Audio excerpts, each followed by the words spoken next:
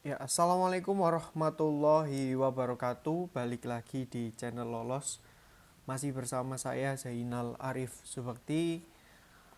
Masih di persiapan untuk tes CPNS di tahun 2023 ya. Saya akan membahas materi-materi yang akan diujikan di CPNS gitu. Dan kali ini materi yang saya bagikan adalah materi tes intelijensia umum atau biasa disebut TIU, bagian penalaran verbal, lebih tepatnya yaitu analitis. Bagi yang belum menonton video terkait dengan materi sebelumnya, silahkan untuk klik playlist di atas.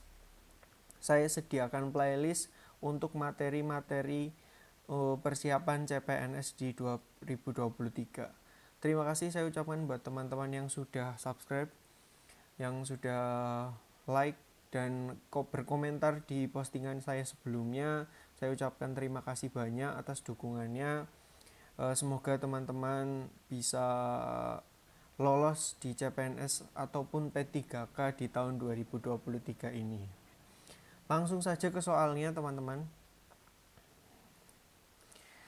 Dalam mengerjakan soal analitis, kuncinya masih sama. Yang pertama kali dibaca adalah soalnya, bukan teksnya. Kenapa kok yang dibaca adalah soalnya? Karena dari soal kita tahu apa yang harus kita lakukan, apa yang harus kita analitis dari teks yang telah disediakan. Ini ada soal untuk menjawab nomor 23 sampai nomor 28. Kita lihat dulu soalnya. Soal nomor 3 itu adalah pekerjaan kedua yang dilakukan Bu Kuni setelah bangun tidur adalah. Berarti di sini kita harus mencari urutan pekerjaan yang dilakukan oleh Bu Kuni dari suatu teks yang telah disediakan. Kita lihat teksnya. Oke, saya pindah ke atas ya. Bu Kuni adalah guru sekaligus ibu rumah tangga yang sangat aktif. Ia bangun setiap jam 4 pagi. Segera ia lakukan sholat subuh, setelahnya ia akan memasak. Bersamaan dengan memasak, ia akan mencuci baju. Sebelum menjemur baju, ia akan menyapu. Mandi pagi akan ia lakukan setelah semua pekerjaan rumah selesai. Ia akan berangkat mengajar setelahnya. Berarti urutan yang harus dikerjakan buku nih dari mulai bangun tidur adalah yang pertama itu adalah ini, sholat subuh. Kita tuliskan di sini ya, subuh. Setelah sholat subuh, yang kedua adalah buku ini memasak. Mohon maaf tulisannya jelek ya, karena faktor layar juga. Memasak. Bersamaan dengan memasak, ia akan mencuci baju. Baju. Ya, mencuci baju. Baru di sini ada teks lagi, sebelum menjemur baju ia akan menyapu. Tuh ya, berarti sebelum menjemur baju itu dia akan menyapu. Dan mandi pagi akan dilakukan setelah semua pekerjaan selesai. Tidak ada pekerjaan yang lainnya. Berarti menjemur baju dan menyapu adalah pekerjaan setelah memasak dan mencuci baju. Yang pertama dilakukan setelah memasak dan mencuci baju apa? Kita lihat tadi, sebelum menjemur baju ia akan menyapu. Berarti setelah ini menyapu. Baru setelah menyapu, menjemur baju. Jemur. Habis jemur baru mandi. Dan habis mandi baru ia akan berangkat sekolah, berangkat mengajar. Berarti kita tahu di nomor 23 itu yang ditanyakan pekerjaan kedua yang dilakukan Bu Kuni setelah bangun tidur. Ya, pekerjaan yang kedua adalah apa tadi?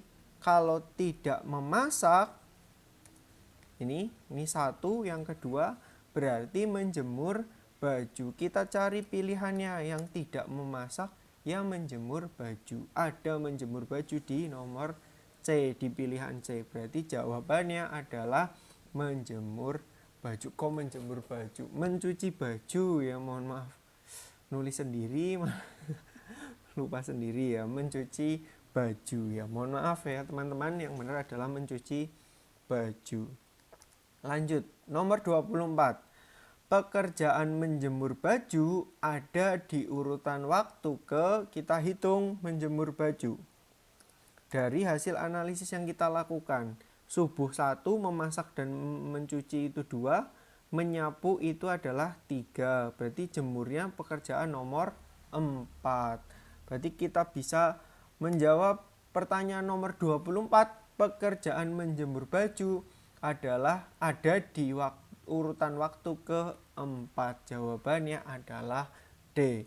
Tuh, kalau kita membaca soalnya terlebih dahulu, kita hanya melakukan 1 kali analisis. Paling kita melihat kembali untuk melihat hasil analisis yang kita lakukan untuk menjawab soal. Nomor 25. Pekerjaan kedua dari akhir yang dilakukan Bukuni adalah, yang paling akhir itu tadi berangkat mengajar. Gitu. Berarti sebelum mengajar apa? Yang sebelum dilakukan mengajar itu mandi. Itu ya, apa iya?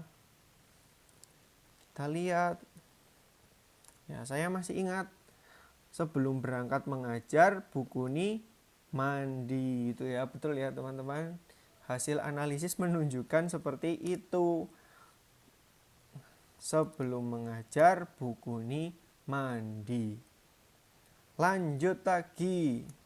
26. Pekerjaan yang selalu dilakukan Bukuni sebelum memasak. Tadi sebelum memasak, yang barengan dengan memasak, bersamaan dengan memasak,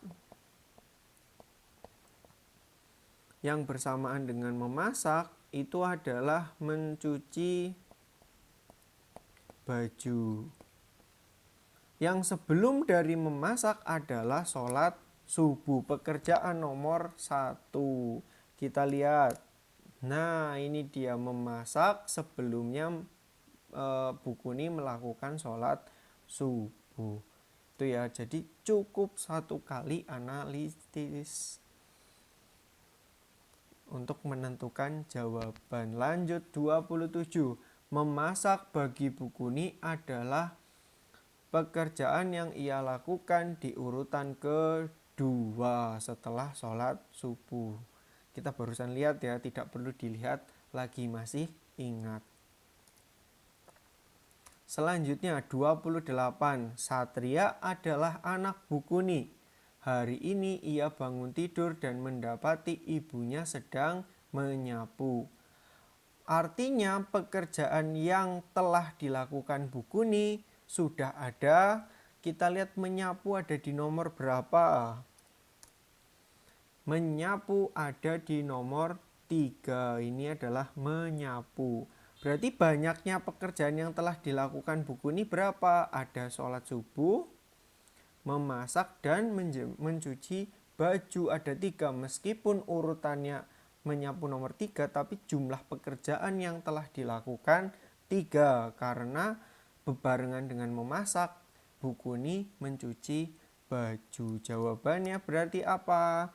Pekerjaan yang telah dilakukan Bukuni pada saat menyapu itu yang telah dilakukan ada 3 pekerjaan. Apa tadi? Tadi subuh, sholat subuh, memasak, dan mencuci. Tuh ya, itu adalah pekerjaan yang telah dilakukan. Itu soal nomor 23 sampai 28. Sekarang kita punya soal lagi 29 sampai 33. Lagi-lagi yang pertama dilakukan adalah membaca soalnya. Kita lihat nomor 29 soalnya. Soal nomor 29. Yang akan dites dengan urutan kedua adalah berarti kita harus mengurutkan urutan tes. Tes apa? Kita lihat di teksnya. Kita harus mencari urutan tes. Ya, di sini.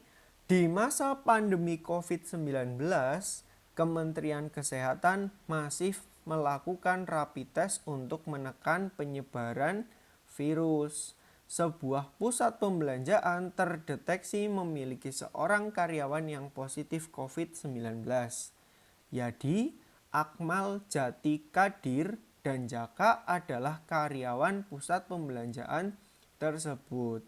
Hari ini mereka akan mengikuti rapid test. Ternyata urutan tes yang kita cari adalah urutan tes untuk rapid test ya, atau pendeteksian dini dalam penyakit coronavirus yang ada di tahun-tahun kemarin gitu ya, di pas saat pandemi.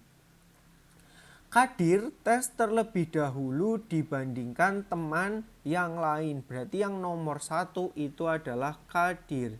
Kita tulis pakai inisial K. Nomor 1. Itu ya. Nih, berasalkan dari kalimat ini. Kadir tes terlebih dahulu dibandingkan teman yang lain. Sedangkan Jati mendapatkan giliran terakhir. Ada berapa orang di sini? Ada 1, 2, 3, 4, 5. Berarti Jati berada di posisi 5 atau di urutan kelima. 4, 5. Di sini ada Jati. Karena ada Jati dan Jaka, kita pakai inisial JI ya. Akmal mendapat giliran sebelum Yadi. Akmal mendapat giliran sebelum Yadi. Kita tulis di sini Akmal sebelumnya Yadi. Itu ya. Sedangkan Jaka mendapat giliran sebelum Jati dan Yadi. Jati itu tadi terakhir. Yadi kita belum tahu posisinya. Tapi kalau Akmalnya adalah sebelum Yadi, maka posisi dari Jaka ini antara di sini, di setelah Akmal atau sebelumnya Akmal. Kita harus mencari ini. Nah, di sini di kalimat terakhir dijelaskan bahwa Akmal tidak mungkin mendapat giliran tes sebelum Jaka. Berarti Akmal itu tidak mungkin sebelumnya Jaka. Kalau tidak mungkin sebelumnya Jaka, berarti apa? Sesudahnya Jaka. Berarti urutannya kita tahu. Nomor 1 Kadir, nomor 2 Jaka, nomor 3 Akmal, dan nomor 4 adalah Yadi. Itu ya, kita sudah tahu urutannya. Balik lagi ke soal. Yang akan dites dengan urutan kedua adalah siapa tadi? Urutan kedua adalah JA. Inisial JA dipakai untuk Jati. Berarti yang dites urutan kedua adalah Jati lagi, Jaka. Jaka apa Jati? Kita cek lagi ya, mohon maaf. Balik lagi. JA ya, Jaka. Oh, dan menulis sendiri malah kacau sendiri ya. Jaka ya, nomor 2 adalah Jaka. Lanjut. Akmal akan dites dengan urutan ke Akmal itu adalah setelahnya Jaka. Berarti dia akan dites di urutan yang ketiga ya. Akmal akan dites di urutan ketiga. Lanjut soal selanjutnya.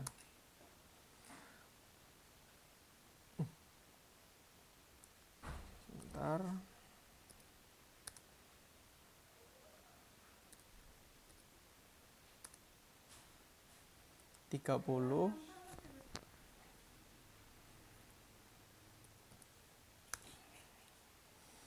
Nomor 31.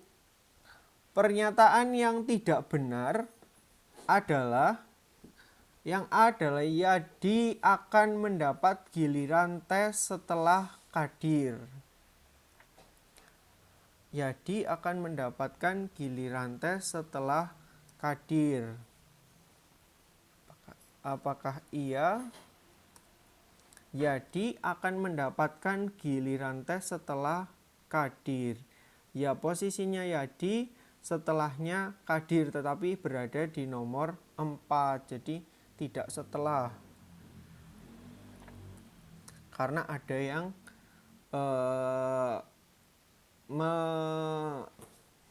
menjadi orang di antara Yadi dan Kadir. Yang B, Kadir akan tes sebelum Yadi. Nah, ini adalah pernyataan yang sama ya antara A dan B. Tadi di pernyataan yang A, Yadi akan mendapat giliran tes setelah Kadir. Di yang kedua, Kadir akan tes sebelum Yadi. Itu kan sama saja. Yang C, Yadi akan tes sebelum Akmal dan setelah Jati. Yadi akan tes sebelum Akmal dan setelah Jati. Kita cek. Yadi akan tes sebelum Akmal dan setelah Jati. Terbalik ya, Yadi tesnya justru sebelumnya Jati dan setelahnya Akmal. Berarti kurang tepat. Yang D, Yadi akan tes tepat setelah Akmal. Yadi akan tes tepat setelah Akmal. Kita cek. Yadi akan tes tepat setelah Akmal. Ya, itu adalah pernyataan yang benar. Benar ini benar juga. Yang pertama benar, yang kedua benar, yang ketiga kurang benar. Yang E, Jaka akan tes sebelum Yadi dengan diselingi satu orang. Kita cek lagi. Jaka akan tes sebelum Yadi dengan diselingi satu orang. Yang menyelingi adalah 2 orang. Berarti kurang tepat. Tuh ya. Berarti di sini ada 2 jawaban yang kurang tepat. Ada yang C dan ada yang jawaban C dan jawaban E. Yang paling salah adalah yang C. Ya, dua-duanya salah ya, punya pilihan pernyataannya tidak benar dua-duanya. Tetapi kalau yang paling salah itu adalah yang C. Itu karena terbalik.